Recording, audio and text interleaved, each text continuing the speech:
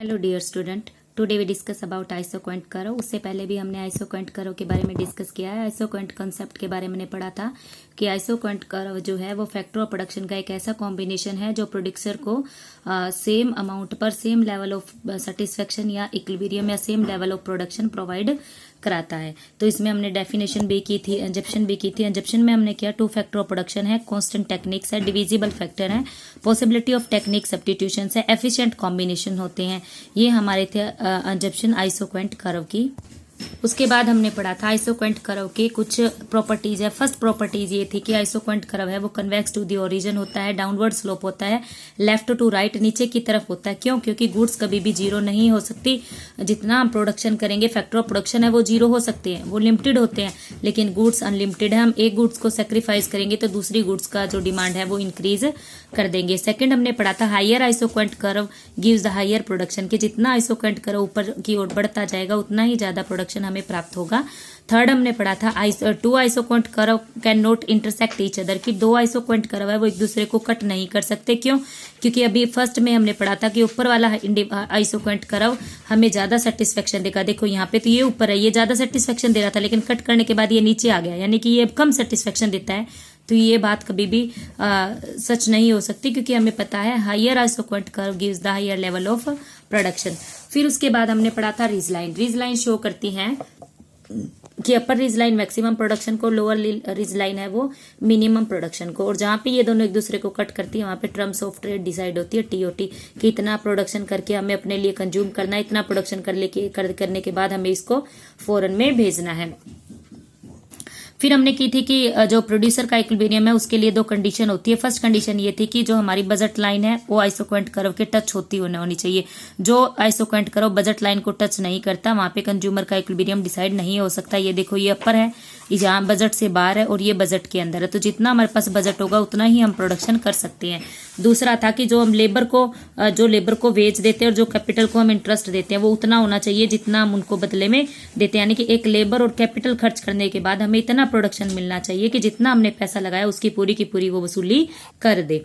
आज हम पढ़ रहे हैं isoquant and return to a scale. Increasing return to a scale. Increasing return to a scale refer to situation in which output increase by proportion than increase in factor inputs, कि अगर हम जिस amount में factor के inputs बढ़ाएंगे उससे ज्यादा output बढ़ता है। हम ऐसे बढ़ाने 2, 4, 6, तो ये हमारे 100, 200, 300 की जिस अमाउंट में हम इनपुट्स बढ़ाएंगे आउटपुट उससे कई गुना बढ़ता है, तो वो increasing return to a scale होता है। Diminishing return to a scale में क्या होता है कि diminishing return to a scale refer to a situation in which output increase in less than proportion than increase in a factor, कि जो ratio है देखो ये 2, 4, 5, लेकिन ये कितना बढ़ रहा है 50, 80 और 90। पहले 30 था, फिर कितने पे आ गया 10 पे आ गया, कि इन बढ़ते जाएंगे लेकिन डिक्रीजिंग रेशियो से बढ़ते हुए जाएंगे। जिस अमाउंट में हम फैक्टर ऑफ प्रोडक्शन बढ़ाएंगे उस अमाउंट में नहीं बढ़ेंगे, वो डिक्रीजिंग रेशियो से बढ़ेंगे। यहाँ पे 2 का बढ़ रहा है ना, गैप है 2 से 4, 4 से 6, 2 का, लेकिन यहाँ पे पहले 30 फिर 20। उसके बाद है constant return to a scale, कि जिस अमाउंट में हम जिस प्रपोर्शन में हम फैक्टर ऑफ प्रोडक्शन बढ़ाते हैं उसी प्रपोर्शन में क्या होता है आउटपुट बढ़ता है। देखो 50, 100 और 150 इक्वल अमाउंट में, इक्वल रेशियो में हमारा क्या है प्रोडक्शन इंक्रीज हो रहा होता है। Isoquant return to a factor. Factor के रिटर्न में हम ओनली 1 फैक्टर की बात कर रहे हैं। जो अदर फैक्टर ऑफ प्रोडक्शन है उनको हम कांस्टेंट लेके चलते हैं। मैं आपको पहले भी बता चुकी हूँ फैक्टर ऑफ प्रोडक्शन 5 होते हैं, लैंड, लेबर, कैपिटल, इंट्राप्रेन्योर, और अब जो 5th ऐड हुआ है वो है ऑर्गेनाइजेशन सेक्टर। तो इसमें से हम एक लेबर ऐसा है या कैपिटल है, उसको एक को हम वेरिएबल मानते हैं, बाकी सभी को हम कांस्टेंट लेके चलते हैं। देन हम इसको रेफर करेंगे रिटर्न टू ए फैक्टर। अगर हम सभी फैक्टर्स जो है उनको अगर वेरिएबल में काउंट करते हैं तो वो रिटर्न टू ए फैक्टर नहीं, वो रिटर्न टू ए स्केल होगा। Increasing return to a factor occurs when additional applications of the variable factor increase total output at increasing rate। ये देखिए 100, 200, 300। इंक्रीजिंग रिटर्न टू स्केल वो होगा जिसमें क्या होता है टोटल वेरिएबल जो है वो इंक्रीजिंग रेट में बढ़ेंगे। 100, 200, 300 इक्वल रेशियो में वो इंक्रीज होते हुए जा रहे हैं। Constant return to a factor equal change और equal percentage change inputs and output equal change होगा। अगर फैक्टर भी 100 बढ़ाएंगे तो प्रोडक्शन है वो भी हमारा 100 इंक्रीज होगा। Diminishing return to a factor में क्या होता है, diminishing return to a factor in a situation when increasing application of the variable factor increase total output only at the diminishing rate. ठीक है। ये क्या होता है कि फैक्टर ऑफ प्रोडक्शन हम ज़्यादा बढ़ा रहे हैं, हमारा प्रोडक्शन बढ़ेगा लेकिन एक डिमिनिशिंग रेट पे बढ़ता है, वो बहुत ज़्यादा इंक्रीजिंग रेट पर नहीं बढ़ रहा, तो वो diminishing return to a factor होता है। आइसोक्वेंट कराओ और इंडिफरेंस कराओ सेम ही बात करते हैं। जिस तरीके से आइसोक्वेंट एक्सप्लेन करता है उसी तरीके से इंडिफरेंस कराओ एक्सप्लेन करता है। फर्क इतना है, इंडिफरेंस कराओ गुड्स के कॉम्बिनेशन को शो करता है और जो आइसोक्वेंट कराओ है वो फैक्टर ऑफ प्रोडक्शन के कॉम्बिनेशन को शो करता है।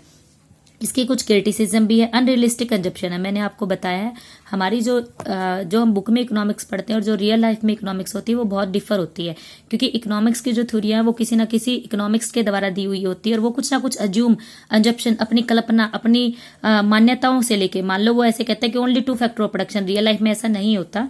इसीलिए हर एक चैप्टर में या हर एक थ्योरी में कुछ क्रिटिसिज्म इसलिए होती है क्योंकि वो उसकी खुद की अज्यूम की हुई चीजों को लेकर अपनी थ्योरी को एक्सप्लेन करता है। तो इसमें है अनरियलिस्टिक कंजप्शन। जो इकोनॉमिक्स है जिसने भी आइसोक्वेंट कर्व दिया है उसने जो अंजप्शन ली है वो अनरियलिस्टिक है, वो रियल लाइफ से बिल्कुल मैच नहीं करती, वो रियल लाइफ को डिनाई करती हैं।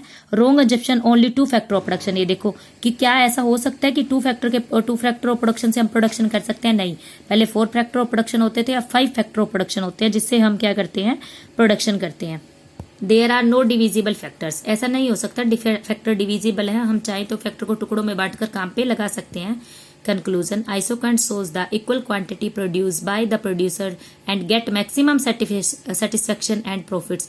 isoquant शो करता है कि एक प्रोड्यूसर है वो किस तरीके से isoquant के कॉम्बिनेशन को यूज करके मैक्सिमम प्रोडक्शन वो प्राप्त करता है और प्रॉफिट भी प्राप्त करता है। Isoquant analysis is most useful concept in economics.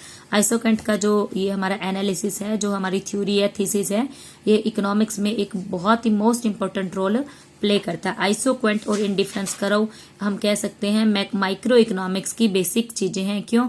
क्योंकि ये गुड्स का रिलेशन समझाता है और वो हमें कंजप्शन का रिलेशन समझाता है कि एक रैशनल प्रोड्यूसर है या एक रैशनल कंज्यूमर किस तरीके से डील करेंगे इकोनॉमी में, मार्केट में, अपने प्रॉफिट को मैक्सिमाइजेशन करने के लिए, अपने कंजप्शन को मैक्सिमाइजेशन करने के लिए, जो कंज्यूम करने के बाद जो यूटिलिटी मिलती है उस यूटिलिटी को मैक्सिमम करने के लिए किस तरीके से मार्केट में वो काम करते हैं।